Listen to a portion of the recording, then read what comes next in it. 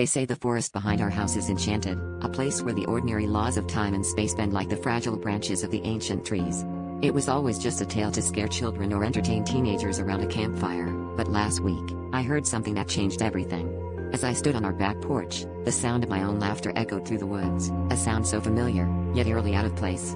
Intrigued and slightly unnerved, I decided to trace it back to its source, convinced it was just some strange acoustic trick or prank by my mischievous younger brother. The forest was denser than I remembered, the canopy above filtering the sunlight into a mosaic of shifting shadows. As I moved deeper, the laughter grew louder, more insistent, yet always just out of sight.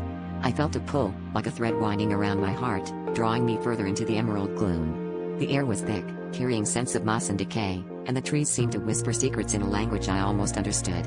And then, there it was, a clearing bathed in an unnatural glow, with something standing at its center. My own figure, or rather, something that wore my face, stood laughing, beckoning me closer. Panic surged through me as I realized this was no mere trick of the mind. The thing in the clearing mimicked my every move with unsettling precision, its eyes devoid of any warmth or life. It was then I noticed the ground around it, a circle of stones, each marked with runes that seemed to shift and writhe as I watched. The laughter shifted, a discordant symphony of my own voice mingling with 100 others, all trapped in a cacophony of despair. I stumbled backward, the enormity of the trap dawning on me. This wasn't just an enchanted forest. It was a prison. Desperately, I turned to flee, my mind racing with snippets of old stories and warnings half remembered. As I ran, the forest seemed to close in, branches clawing at my clothes, roots reaching to ensnare my feet.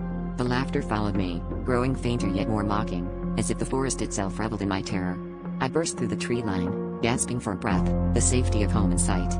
But as I collapsed onto the porch, relief turned to horror. The laughter continued, not behind me, but from the house itself, an endless loop that promised I would never truly escape.